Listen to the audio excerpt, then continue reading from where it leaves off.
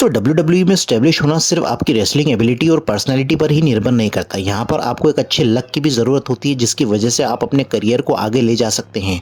पर यहाँ कुछ WWE के रेसलर्स ऐसे भी थे जिन्हें अच्छी स्टोरी और पुश तो मिला था, पर कुछ इंसिडेंट्स ऐसे आए उनके करियर में जिसमें उनकी गलती या दूसरी वजह से उनका करियर आगे नहीं बढ़ा, और जिसका भी बढ़ा उसे बहुत परेशानियों का सामना करना पड़ा था। तो आज इस वीडियो में हम बात करेंगे उन रेसलर्स की जो अपनी गलती की वजह से WWE में आगे नहीं बढ़ पाए। नंबर 11 पे आते हैं आमिर जॉनसन। आमिर जॉनसन को भी विंस मैकमैन एक बड़ा स्टार रेसलर बनाना चाहते थे क्योंकि ओवरऑल आमिर की पर्सनालिटी बहुत अच्छी थी और ये किसी अफ्रीकन अमेरिकन रेसलर को इतनी बड़ी अपॉर्चुनिटी मिलना बहुत गर्व की बात थी उस समय।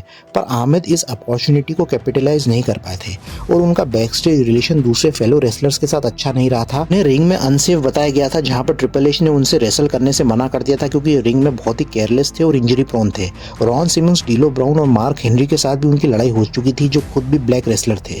पर इसके बावजूद भी आमिर ने उनके साथ हुए भेदभाव का जिक्र किया कई इंटरव्यूज में, और कंपनी को छोड़ना भी आमिर के लिए घाटे का सौदा साबित हुआ था। जहां पर उनकी सिस्टर किसी बीमारी से सफर कर रही थी और वे अपने अंतिम दिनों में थी, और आमिर का WWE में फ्यूड था द ट्रूथ कमीशन के साथ, जहां पर वे रिंग में उन्हें मारते फिर घसीटते हुए बैक स्टेज ले जाते। आमिर ये नहीं चाहते थे कि उनकी सिस्टर उन्हें टीवी पर मार खाते हुए देखे, और बिना अपना नोटिस और मैनेजमेंट से डिस्कस करे वे अरीना से चले गए थे और यहाँ पर ऑफिशियली उनका WWE करियर खत्म हो गया था। और विंस के पास अहमद को लेकर फ्यूचर प्लान्स थे, पर उनकी इस हरकत की वजह से उन्हें WWE के किसी भी इवेंट से बैन कर दिया गया था और बहुत सालों तक वे गायब रहे। पर फाइनली वे बहुत सारे पॉडकास्ट में दिखते रहते हैं जहां पर वे अपने WWE एक्सपीरियंस के मोमेंट्स को शेयर करते रहते हैं। नंबर 10 पे आते हैं Rybak. Rybak Ryan Reeves NXT season 1 में थे जहां पर उनका नाम था स्कीप शेफील्ड, फिर उन्हें रीपैकेज किया गया था रायबैक के नाम से, और उनके कैरेक्टर को रिस्पॉन्स भी अच्छा मिला था फैंस से, जहां पर उनके फीड मी मोर कैच फ्रेज पॉपुलर हो गया था। फिर वो बाद में रिपीटेटिव हो गया था और फैंस उनके कैरेक्टर के साथ कनेक्ट नहीं हो पाए थे और फैंस उनके साथ रिलेट होने में डिसइंटरेस्टेड हो गए थे। फिर उन्हें हील बनाया गया था और अलग अलग स्टोरी लाइंस में उन्हें डाला गया था, जहां पर उन्हें रिंग में अनसेफ बताया गया था। तो रायबैक की WWE मैनेजमेंट के साथ बनती भी नहीं थी और उन्हें डिफिकल्ट टू वर्क विद का टैग दे दिया गया था, जहां उनकी पेमेंट और क्रिएटिव कंट्रोल के लिए वे एग्री नहीं होते थे, और CM पंक ने भी उन्हें इंटेंशनली इंजर्ड करने का आरोप लगाया था। यहाँ रायबैक का स्टार्ट प्रॉमिसिंग था, पर उन्होंने मेजर अपॉर्चुनिटीज को मिस कर दिया था और अपने आप को एक मेन इवेंट सुपरस्टार नहीं बना पाए थे। और अपनी रिलीज के बाद भी उन्होंने सोशल मीडिया पर विंस मैकमैन, ट्रिपल एच और WWE मैनेजमेंट को नेगेटिवली क्रिटिसाइज किया है, जिसकी वजह से उनकी रेपुटेशन और फ्यूचर में उनका पॉसिबल रिटर्न शायद कभी भी देखने को ना मिले। नंबर 9 पे आते हैं एल्बर्टो डेल रियो। WWE में हमेशा से ही मैक्सिकन रेसलर्स का अलग ही जलवा रहा है, जहां पर रे मिस्टीरियो, एडी गेरेरो, सिन कारा जैसे रेसलर्स ने फैंस को हमेशा से ही अपने हाई फ्लाइंग मूव से एंटरटेन किया है, और एक मैक्सिकन टैलेंट थे एल्बर्टो डेल रियो। डेल रियो को WWE ने साइन किया था 4 सालों के लिए, जहां पर डेल रियो ने WWE में बहुत सारे डार्क मैचेस में रेसल किया था। पर ऑफिशियली डेल रियो ने अगस्त 20 स्मैकडाउन के एपिसोड में अपना डेब्यू किया था रे मिस्टीरियो के अगेंस्ट, और उन्हें एक वेल्दी रिच मैन की गिमिक दी गई थी जो सिमिलर थी JBL से। डेल रियो ने रॉयल रंबल 2011 भी जीता और कंपनी यहाँ डेल रियो को पुश कर रही थी। वे एक अच्छे रेसलर थे, पर फैंस के साथ अभी भी वे कनेक्ट नहीं हो पा रहे थे। उन्होंने money in the bank ladder match भी जीता था और समर स्लैम पर उन्होंने अपना money in the bank cash in किया था और वे WWE चैंपियन भी बन गए थे। और यहाँ से डेल रियो बहुत सारे मेन इवेंट सीन में भी दिखे थे, पर अभी भी वे फैंस से उन्हें वो रिस्पांस नहीं मिला था, खासकर अमेरिकन ऑडियंस से। 7 अगस्त 2014 को उन्हें फायर कर दिया गया था उनके अनप्रोफेशनल एटीट्यूड के चलते। 2015 में डेल रियो ने WWE में फिर से रिटर्न किया था और उन्हें फिर मिड कार्ड फ्यूड्स में रखा गया था। फिर WWE की पॉलिसी को वायलेट करने के लिए डेल रियो को कंपनी से रिलीज कर दिया गया था। डेल रियो बहुत सारी लीगल प्रॉब्लम में भी इन्वॉल्व रहे हैं, जैसे किडनैपिंग और रॉबरी में। नंबर 8 पे आती है चाइना। WWE की वो फीमेल सुपरस्टार जिसे 9th wonder of the world कहा जाता था, जहां पर वे पहली बार WWE वुमेन्स इंटरकॉन्टिनेंटल चैंपियन थी और मेल रेसलर्स के साथ वे रेसल करती थी, जहां पर वे WWE की मेजर स्टोरी लाइन्स का पार्ट थी और लेट 90s से अर्ली 2000 तक वे WWE में रही थी, और इस दौरान वे एक ग्लोबल आइकन हो चुकी थी। और यहाँ प्लेबॉय मैगजीन के लिए चाइना ने न्यूड फोटोशूट किए थे, जो एक कॉन्ट्रोवर्शियल सब्जेक्ट बन गया था, जिसके लिए विंस मैकमैन चाइना से खुश नहीं थे। और फिर चाइना अपने कॉन्ट्रैक्ट रिन्यूअल पर इतने पैसों की मांग करती विंस मैकमैन से जितना WWE स्टीव ऑस्टिन को पे कर रहा था, जो किसी भी हाल में पॉसिबल नहीं था। फिर उसके बाद ट्रिपल एच के साथ उनका ब्रेकअप हो गया था, जहां पर ट्रिपल एच और स्टेफनी मैकमैन साथ में काम कर रहे थे। फिर WWE ने उनकी फाइनेंशियल डिमांड्स को पूरा करने से भी मना कर दिया था, जिसकी वजह से चाइना ने WWE को लीव कर दिया था, पर इसके बाद भी वे कंपनी में रिटर्न कर सकती थी। पर चाइना ने यहाँ पे 2004 में अपनी और शॉन वॉल्टमैन के साथ एक सेक्स टेप रिलीज कर दी थी, जिसका नाम था वन नाइट इन चाइना। फिर इसके बाद वे कुछ और पोर्नोग्राफिक मूवीज में आई थी, जिसकी वजह से उनका रिटर्न पूरी तरह से इम्पॉसिबल हो गया था कि वे कंपनी में वापस आए, और इन कारणों के चलते चाइना ने अपना WWE करियर बर्बाद कर लिया था, जिस पर हमारे चैनल पर एक वीडियो अवेलेबल है, आप उसे देख सकते हैं।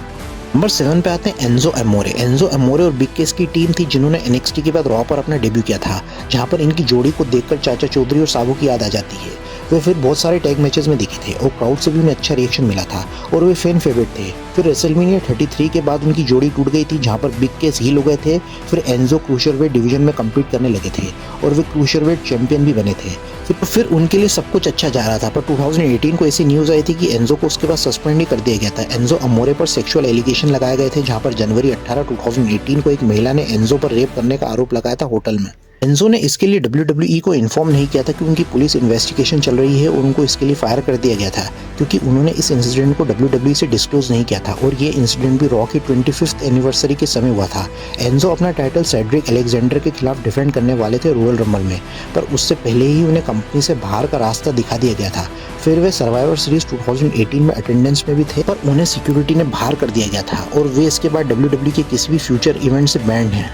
नंबर 6 पे आते हैं लेक्स लूगर। लेक्स लूगर जब WCW से WWE में आए थे 1993 में, तो विंस मैकमैन ने उन्हें नेक्स्ट हल्क होगन बनाने की भरसक कोशिश करी थी, जहां लेक्स लूगर को WWE में पहले नार्सिसिस्ट लेक्स लूगर बनाया गया था, जो होगन के स्टारडम मिलने से पहले की गिमिक थी, जहां पर उन्हें फेबुलस हल्क होगन कहा जाता था। फिर लेक्स लूगर को मेड इन USA बना दिया गया था, जो सिमिलर थी होगन के ऑल अमेरिकन वाली गिमिक से, पर यहाँ लूगर को बहुत जल्दी WWE मेन इवेंट में डाल दिया गया था योकोजुना के अगेंस्ट, और विंस ने लूगर पर बहुत इन्वेस्ट किया था। होगन ने भी WWE को लीव कर दिया था और लूगर यहाँ फैंस के साथ पूरी तरह से कनेक्ट नहीं हो पाते। फिर भी वे एक बहुत अच्छे स्टार थे। उन्होंने 94 रंबल जीता था, जिसमें ब्रेट हार्ट और लूगर को विनर थे। फिर इसके बाद लूगर को मिड कार्ड में डाल दिया था। 95 से विंस के लूगर को लेकर आगे के प्लान्स थे, पर यहाँ लूगर बिना विंस को नोटिस देकर WCW चले जाते हैं और यहाँ से मंडे नाइट वॉर शुरू हो गई थी और 84 कंसेक्यूटिव वीक्स तक WCW ने WWE को हराया था। फिर फाइनली 2 से 3 साल के बाद WCW ने अपने घुटने WWE के अगेंस्ट टेक दिए थे और 2001 में WWE ने WCW को परचेस कर लिया था, पर लूगर को WWE ने याद नहीं किया था। पर फाइनली 2025 हॉल ऑफ फेम में लेक्स लूगर को इंडक्ट किया गया था इतने सालों के बाद। लूगर का WWE करियर इतना खास नहीं था, पर उनकी ओवरऑल लेगेसी इतनी इम्पैक्टफुल रही थी, जिसकी वजह से फाइनली लूगर को इंडक्ट किया गया। नंबर 5 पे आते हैं अल्टीमेट वॉरियर। अल्टीमेट वॉरियर को WWE ने ऐसा मेगा स्टार बनाया था आज से 35 साल पहले, जिसकी उम्मीद आज के फैंस नहीं कर सकते। जो रेसलमेनिया 6 में वॉरियर ने होगन को हराया था, जो पॉप उन्हें मिला था, तो ऐसा लगा था कि अब हल्क होगन के बाद वॉरियर अब मेगा स्टार होंगे। पर इतना फेम और पॉपुलैरिटी मिलने के बाद भी वॉरियर सेटिस्फाइड नहीं हुए थे। उनका ईगो इतना ज़्यादा बढ़ गया था कि अंडरटेकर वॉरियर के उस समय बहुत सारे हाउस शोज में मैचेस हुए थे, जहाँ पर एक भी मैच हुए अंडरटेकर से हारने पर राजी नहीं हुए थे। समर स्लैम के 1 महीने होने से पहले उन्होंने विंस मैकमैन को एक नोटिस भेजा था, जिसमें उन्होंने आधे मिलियन की मांग करी थी और अगर वे ऐसा नहीं करते तो वे इवेंट पर शो नहीं होंगे। और इसके बाद वॉरियर का WWE करियर वैसा नहीं हो पाया था जो पहले था और उनका 96 रिटर्न भी फेलियर साबित हुआ था और WWE ने 2005 में उनकी लाइफ पर एक डॉक्यूमेंट्री रिलीज करी थी, जिसका नाम था self destruction of ultimate warrior, जहां उन्हें दूसरे WWE स्टार्स ने इंसल्ट किया था, पर लगा था कि WWE में इतने सारे पंगों के बाद भी वे कंपनी में नहीं आएंगे। पर फाइनली उन्हें 2015 हॉल ऑफ फेम में इंडक्ट किया गया था और उसके 2 दिन के बाद वॉरियर की डेथ हो गई थी। नंबर 4 पे आती हैं सनी। सनी WWE की फर्स्ट डिवा थी और मिड 90s से उन्होंने औरतों को रेसलिंग में एक सेंटर ऑफ अट्रैक्शन बनाया था और वे बहुत सारे टीवी शोज पर अपीयर हुई थी और उनकी पॉपुलैरिटी दिन ब दिन बढ़ती जा रही थी और वे WWE पर खोलकर एक्सपोज कर रही थी, जिसका फायदा WWE को मिला था। जब एटीट्यूड एरा शुरू होने वाला था तो बैकस्टेज चीजें बदलने वाली थी। सनी का अफेयर यहाँ मल्टीपल रेसलर्स के साथ बताया गया था, जहाँ पर वे शॉन माइकल्स के साथ में भी अफेयर में थी और उनका रियल लाइफ में एक बॉयफ्रेंड भी थे जिनका नाम था क्रिस कैंडिडो। पर इसके बाद भी सनी अपने मकसदों में कंटिन्यू रही थी और ECW में वे चली गई थी, पर जब वे वापस आई WWE में तो उन्हें सेबल ने रिप्लेस कर दिया था और कुछ महीनों के बाद उन्हें फायर कर दिया गया था। नंबर 3 पे आते हैं ट्रिपल एच। दोस्तों आज हम ट्रिपल एच को the game, cerebral Assassin's, king of Kings ना जाने कितने नामों से जानते होंगे और वे करंटली पूरे WWE को कंट्रोल कर रहे हैं और वे चीफ कंटेंट ऑफिसर हैं और विंस मैकमैन के जाने के बाद पूरा WWE उनके इशारों पर चल रहा है। पर आज से 30 साल पहले ट्रिपल एच ने WWE में जब एंट्री करी थी तो वे एक एरिस्टोक्रेट की गिमिक में थे जिसका नाम था हंटर हर्ट्स हेम्सली और यहाँ बैक स्टेज उनकी Shawn Michaels, Kevin Nash, Razor Ramon 1, 2, 3 kid से बहुत गहरी दोस्ती हो जाती है और उनका ग्रुप बन जाता है जिसका नाम होता है द क्लिक। और बैक स्टेज इस ग्रुप की बदमाशियों के किस्से मशहूर थे। पर 96 में केविन नैश और रेजर रेमॉन WWE को छोड़ने वाले थे और वे WCW जाने वाले थे और जब उनका आखिरी मैच मेडिसन स्क्वायर गार्डन में होता है जहां पर ट्रिपल एच, शॉन माइकल्स अपने फ्रेंड्स को फाइनल गुड बाय कहते हैं तो एक कंट्रोवर्सी हो जाती है अपने कैरेक्टर्स को ब्रेक करने के लिए जिसे कर्टन कॉल कहा जाता है और विंस यहाँ शॉन माइकल्स को पनिश नहीं कर सकते थे इसके लिए क्योंकि वे उनके गोल्डन बॉय थे और सारा पनिशमेंट यहाँ झेलते हैं ट्रिपल एच और उनका king of the ring tournament जिसे वे जीतने वाले थे उसे कैंसिल कर दिया जाता है। और और पूरे साल तक वे एक जॉबर का काम करते रहे, फिर भी वे मेहनत करते रहे और 97 में उन्होंने शॉन माइकल्स के साथ डीएक्स फॉर्म किया था और किंग ऑफ द रिंग जीता था। और आने वाले सालों में उन्होंने अपनी एक ऐसी लेगेसी बनाई जिसकी वजह से आज वे किंग ऑफ किंग्स माने जाते हैं।